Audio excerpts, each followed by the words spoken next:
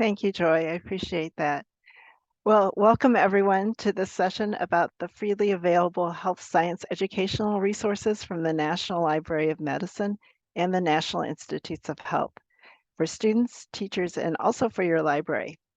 Your school probably already has a set of curriculum, but these resources can supplement and enhance lesson plans and can be sources of free homework help. And I also wanted to mention that I have an online handout that has links to the resources mentioned in this session. So let me go ahead and put that in the chat, and it downloads.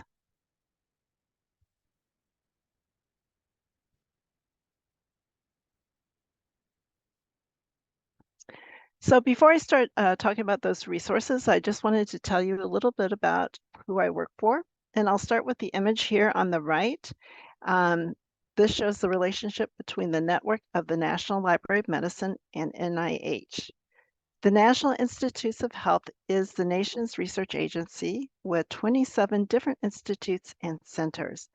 The National Library of Medicine is one of those institutes. It is the largest biomedical library in the world and resides on the NIH campus in Bethesda, Maryland. The network of the National Library of Medicine is a grant-funded program through the National Library of Medicine to provide information outreach. The NNLM is regionally based with 7 regional offices at universities, and we serve libraries and other organizations interested in providing health information. And I work in Region 5 over here, and the office is located at the University of Washington Health Science Library in Seattle. The NNLM regions provide funding to members for free and it's free, and it also provides free training and resources. And you can learn more about our work at nnlm.gov. So I thought I'd start off with featuring a few topics and resources that you as a library might be interested in and can also be used in collaboration with teachers and educational departments. Fake news was a big topic around 2016 and 2017, but during the pandemic, health misinformation became very prevalent. And it was so prevalent that the US Surgeon General stated that it was a threat to public health. And the office published an advisory on this topic and created tools for everyone to use in helping to address this issue. The toolkit includes a checklist and a slide presentation that can be used by libraries, and you can see those over here on the right. And they can be used in the classroom or by anyone. We know as librarians and educators how important it is to evaluate information, and it was especially evident during the COVID-19 pandemic when lots of uncertainty and confusion about what to believe was happening. So giving people the tools and practice in learning to decipher good information is important in having a well-informed society. Now, Medline Plus, which I'll go into a little later, has a health topic page on evaluating health information with links to a variety of vetted resources. It also includes an interactive tutorial that students can use to become better acquainted in evaluating health or any information that they come across through friends, family, social media, and online. Now, NIH has a center called the National Center for Complementary and Integrative Health, and it has a great tool called Know the Science. And though it is focused on complementary health, it can be applied more broadly. I just want to see if there's a question. Okay.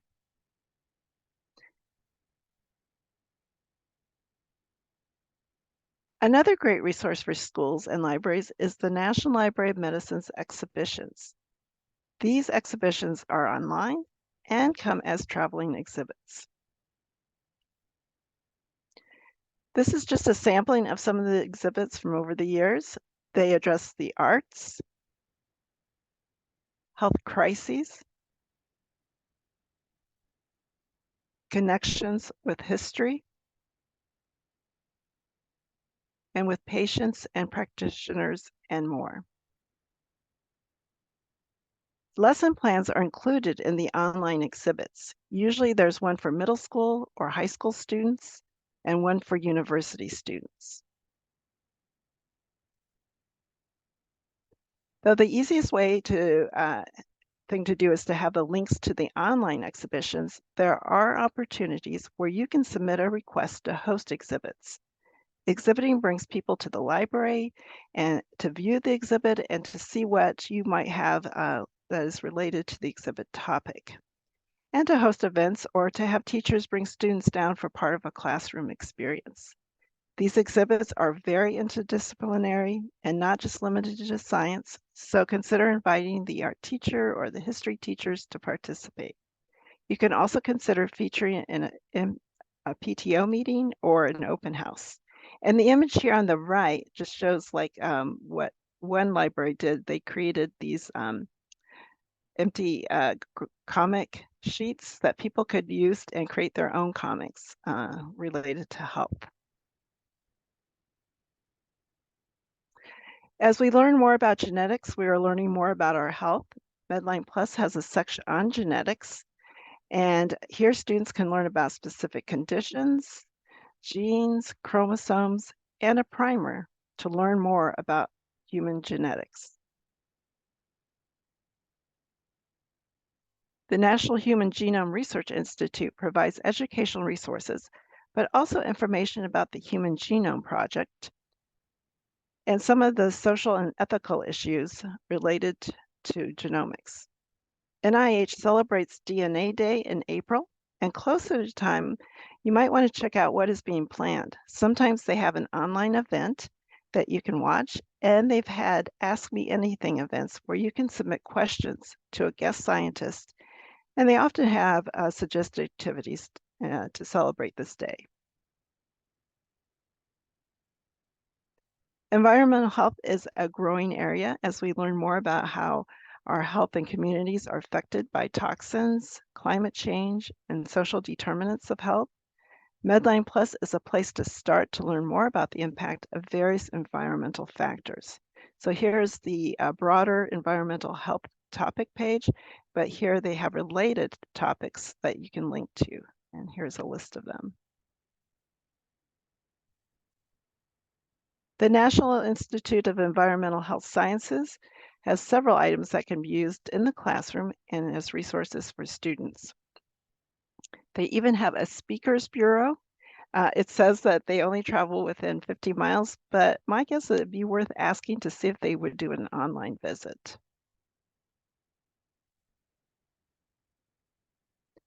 NIH has a specific webpage with science teaching resources.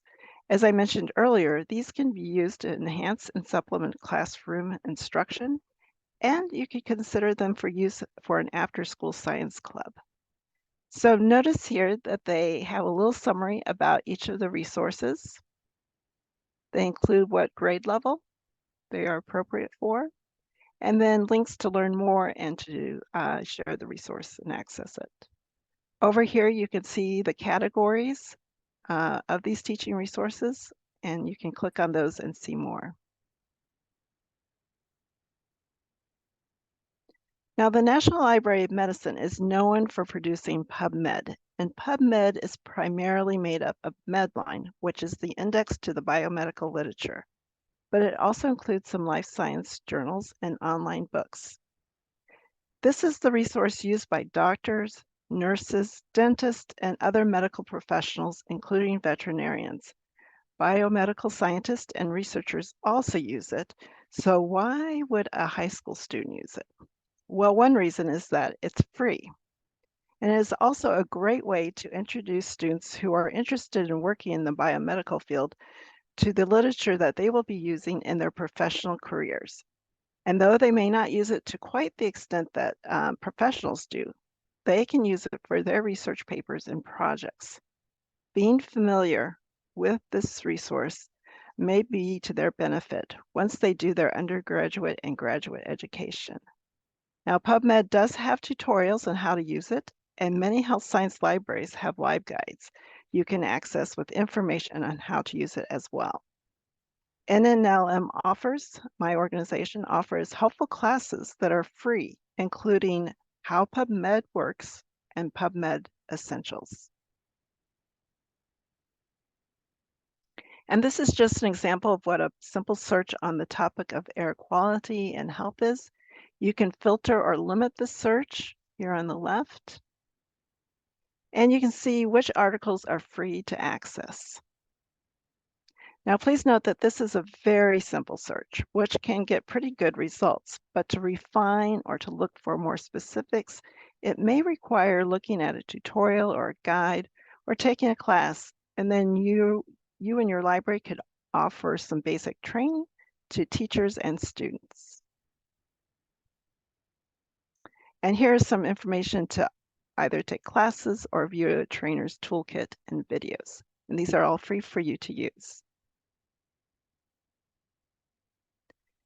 Keep in mind that PubMed is primarily an index to the biomedical literature. It contains a few full-text articles, but PubMed Central, also known as PMC, is a repository of full-text content, including articles, manuscripts, historical content, and some preprint articles.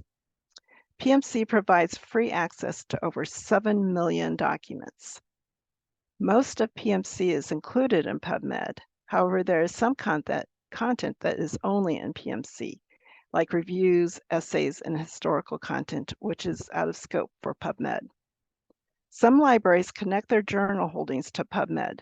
So if you're, say, at the University of Hawaii, Manoa, you may have an account or use their computers on site where you can search PubMed and see what articles are available through the university and possibly have access that way. This depends on each university, and it may depend on whether you are a student, faculty, or if that university allows public use. Also remember that though PMC provides full text articles, copyright still applies. So make sure you and your students understand that when using this resource. Bookshelf provides free access to the full text of books and documents in the biomedical and life sciences, as well as healthcare at the National Center for Biotechnology Information, also known as NCBI, and the National Library of Medicine. The collection is referred to as the NLM Literature Archive, and the content in Bookshelf is made available by participating authors, editors, funders, and sponsors and publishers. There is some integration of these books on PubMed, PubChem, and other NCBI databases. A work must qualify on two levels, both the scientific quality of its content and the technical quality of its digital files. And some of the content in Bookshelf is easy enough for high school students, but not all of it is. You may want to check it out yourself and see what you think might be most useful for high school or early college level. Again, copyright can vary from title to title, but it is a great resource to offer. And here is just a sampling of what is available in Bookshelf. We have gene reviews, a book called Unequal Treatment, which is about health inequity, Understanding the Well-Being of LGBTQI+ populations, a history of dyslexia, why indoor chemistry matters, which is about indoor quality, major infectious diseases, and a report from the U.S. Surgeon General about protecting youth mental health. PubChem is the world's largest collection of freely accessible chemical information. The data in PubChem comes from records contributed by hundreds of data sources such as government agencies, chemical vendors, journal publishers, and others. And you can search chemicals by name, molecular formula, structure, and other identifiers. And you can find chemical and physical properties, biological activities, safety and toxicity information, patents, literature citations, and more. Now, I've been mentioning Medline Plus, and maybe some of you are already familiar with it. It is the National Library of Medicine health information resource for the public. The information here can also be a great resource for parents, students to find health information. Teachers and staff can use it to learn more about the health of students and how that can affect learning. But it also includes educational information resources or links for students as well. And that includes anatomy, gas, blood, and climate change. Take a moment to do a quick search and see what else you can find that might be helpful to students who may need or want additional resources to either better understand the topic or to have for help for a school project. And also know that Medline Plus is a great resource to direct your students, staff, and parents for health information. If you have questions about a specific NLM resource, we recommend using the NLM Support Center link from each of the resource websites. But you can also go to this website, support.nlm.nih.gov, and you can also just email customer service. I also wanted to mention that we offer free classes that have Medical Library Association CE, and you do not have to be a member of MLA to receive CE. You just create a guest account. You will also need to create a free user account with us at NNLM in order to register for the classes. We have classes that are on demand, where you can take them when you have time. We have classes that are scheduled but are asynchronous, and we have live webinars that are recorded to view later. The NLM Office Hours series focuses on NLM products. So that might be one you're really interested in, as well as these PubMed classes called How PubMed Works and PubMed Essentials.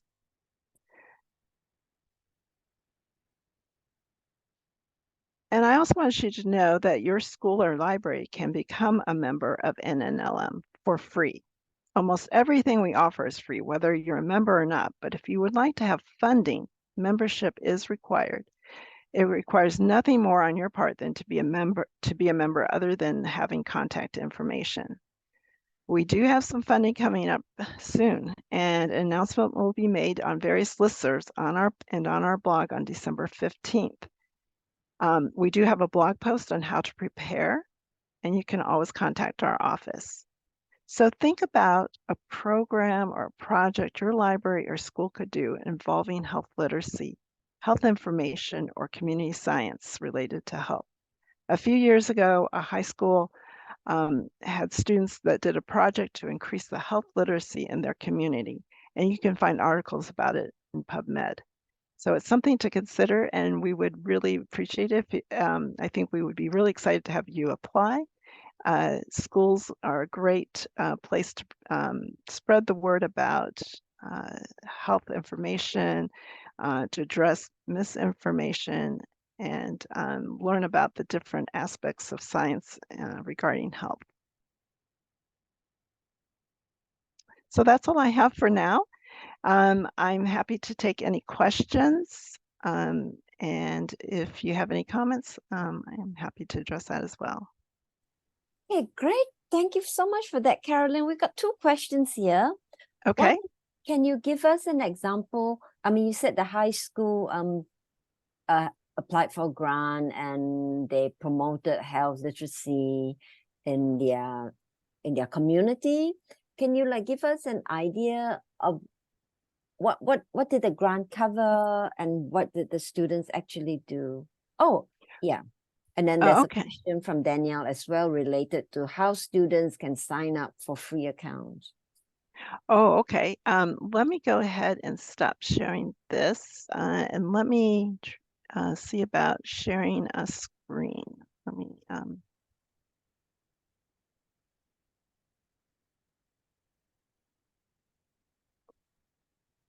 All right. Now let me try sharing again.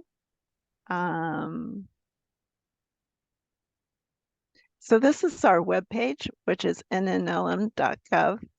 And if you wanted, I'm already logged in, but you can actually let me log out and you can then see a little better. Here at the top, and let me put this link in the chat.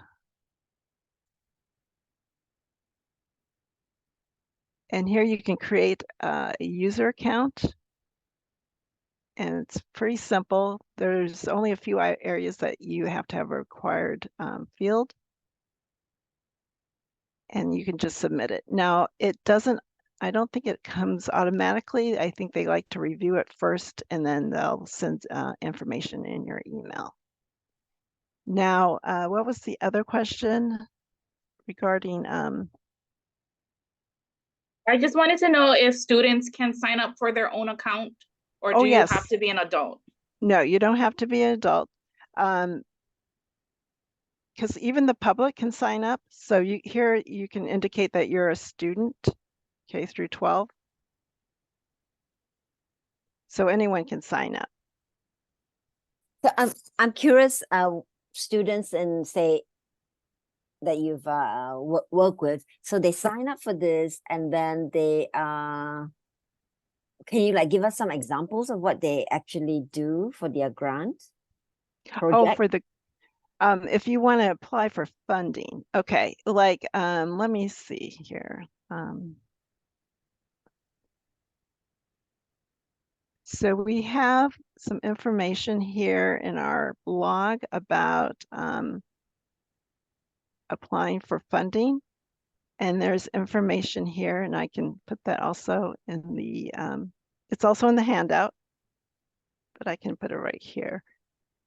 Now, students wouldn't be applying for it.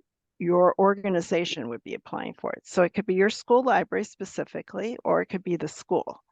It doesn't matter, either one. And then you don't even have to be a member to apply for funding. It's that by the time you do get approved, then we would ask that you become a member. And again, membership just is a very simple form. Let me, and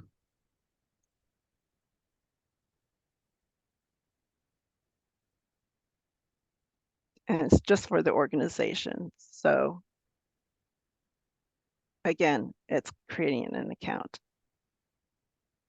Okay.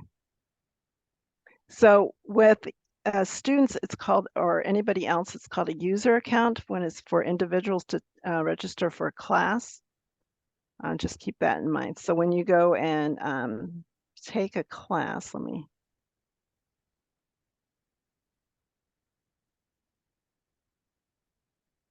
Say you wanted to take an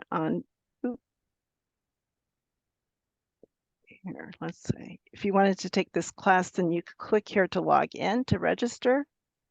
And information, if you stay logged in, information to join will also be on this website, but they will also send you information as well for the link to the Zoom or the Moodle course. Did that help answer your question?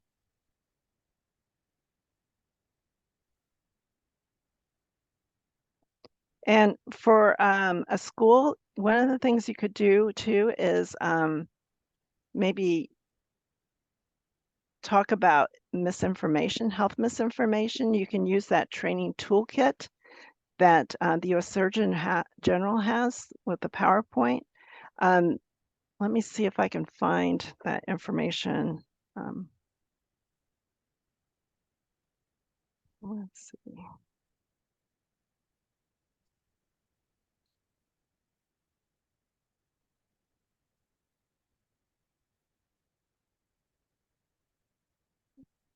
I'm trying to think. I'm sorry. I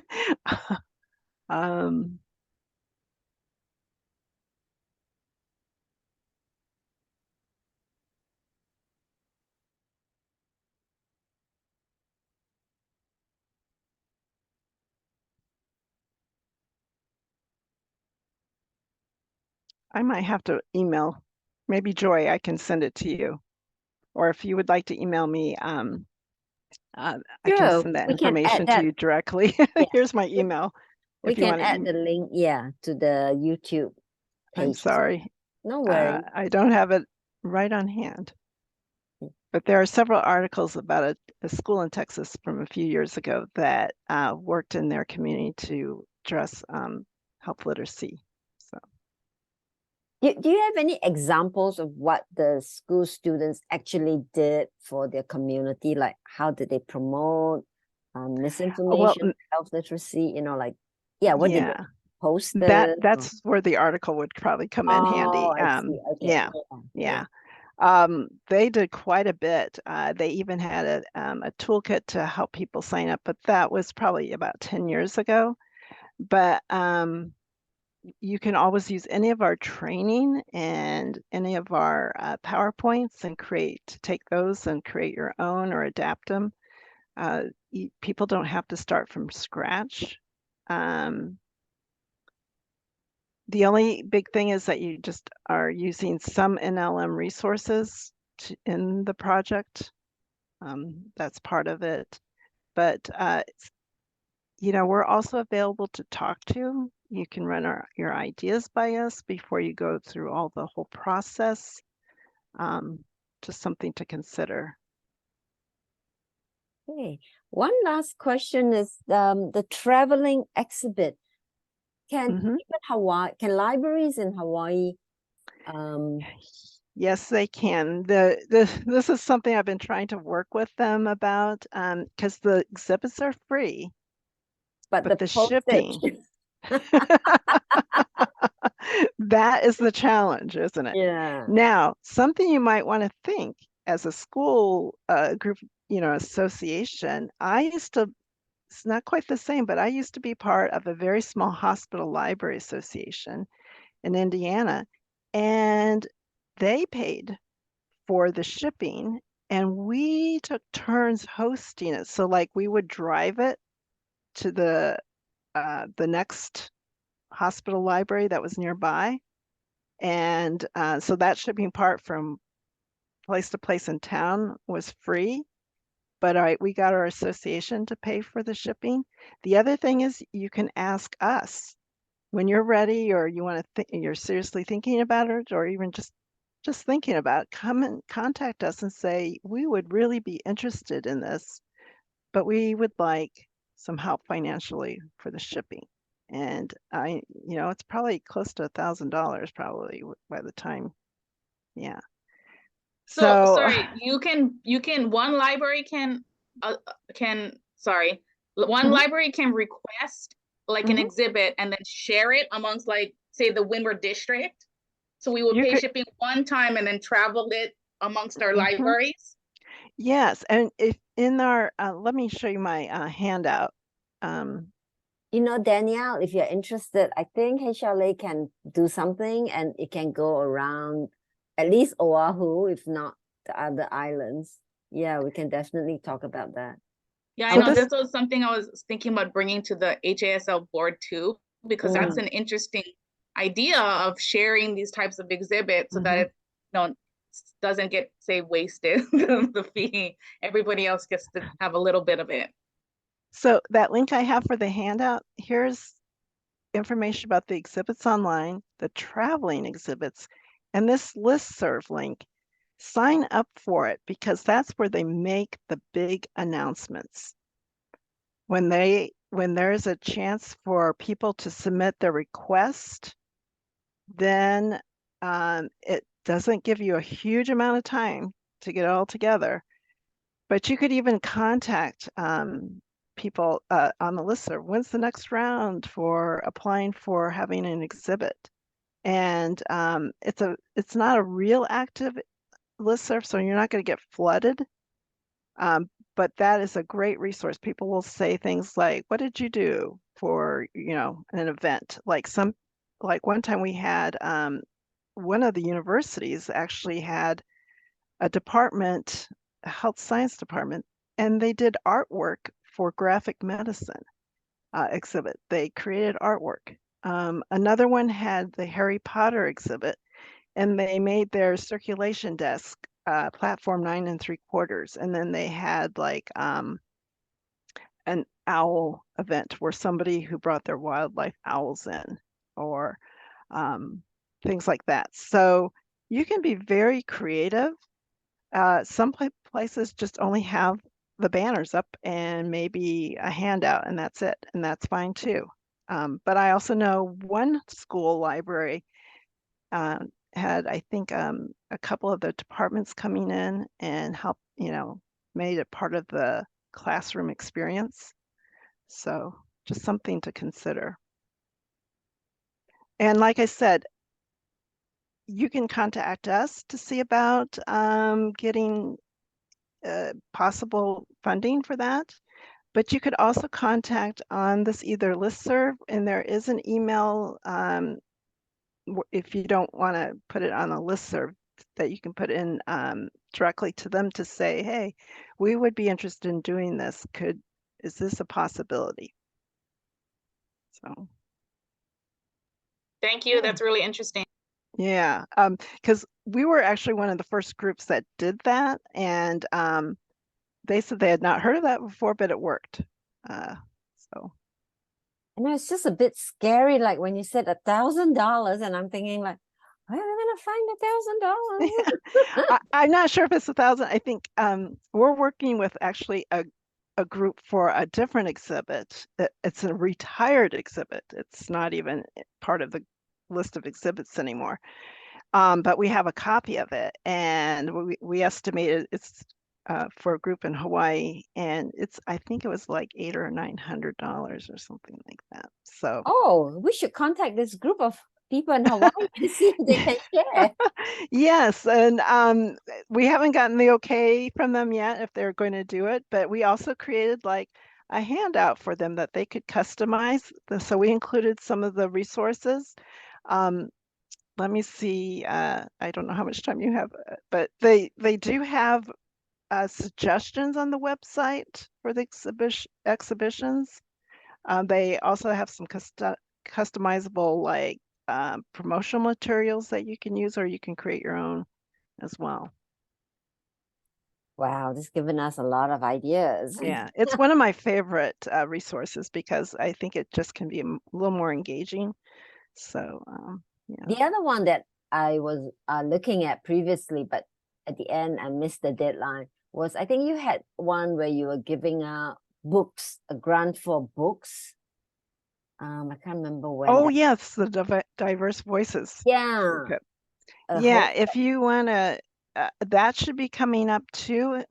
I don't think it's quite ready, but again, you could go to our website. We hope you can actually go to our website and see what is there already. It's not for the grant, but it accesses you to the toolkit with a list of all the books that other libraries have put together and submitted. So, and you can search it, and I think we have 4 categories that they've been kind of divided among, but that link to the toolkit is there as well.